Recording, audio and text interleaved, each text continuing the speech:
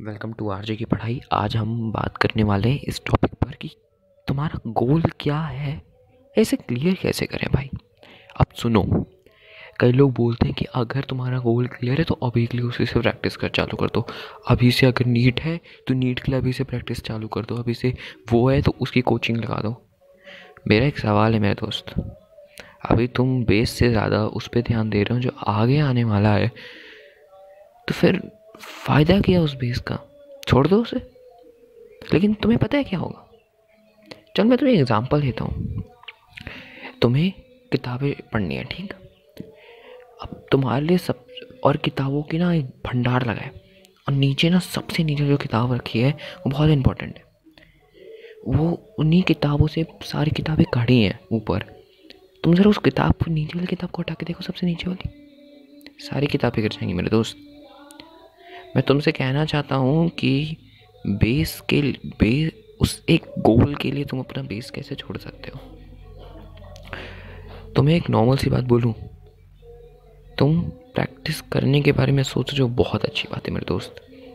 पर जिस दिन बेस क्लियर करके उसके बारे में सोचोगे ना, उस दिन तुम करना उसके लिए मेहनत। अभी अपना बेस क्लियर करो मेरे दोस्त। तो ये एक नॉर्मल सा मैं तुम्हें बता रहा था नॉलेज।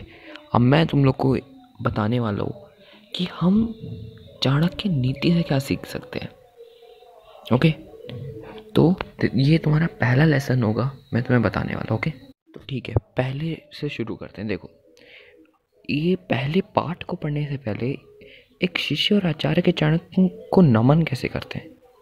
तवेम माता च पिता तुमेव, तुमेव बंधु सखा तुमेव, तुमेव विद्या द्रविणम तुमेव, तुमेव सर्वम मम देव देवा।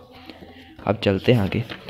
तो सूची सूची का पहला पत्र पाठ आचार्य चाणक्य कहते थे कि आदर्श राजा वो है जिसके तन मन और आत्मा तीनों दृढ़ हो। तीनों दृढ़ क्यों हैं? यदि राजा तन से दुर्बल हुआ तो ना संभल पाएगा अपनी सेना को, ना सीमाओं को।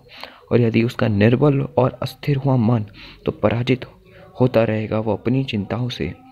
और यदि उसकी आत्मा निर्बल हुई तो उसे कैसे सबल करेगा वो अपनी निर्बल प्रजा को। अब इसका मतलब क्या है मेरे दोस्तों?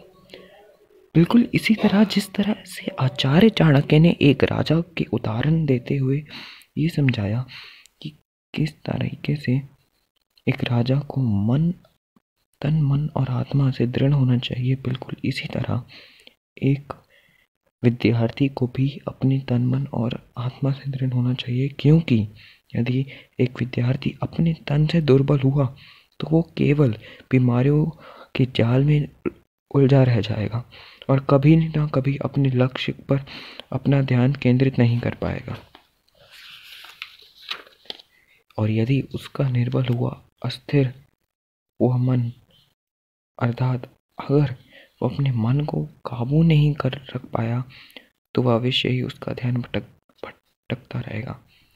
गीता में भी मन के बेलगाम घोड़े की तरह होने का उल्लेख किया गया है और इस बात का महत्व दिया गया है कि इस तरीके से इंसान को अपने मन को अपने वश में करके रखना चाहिए, अन्यथा वे ये बेलगाम घोड़ा उसे खाई की ओर भी ले जा सकता है।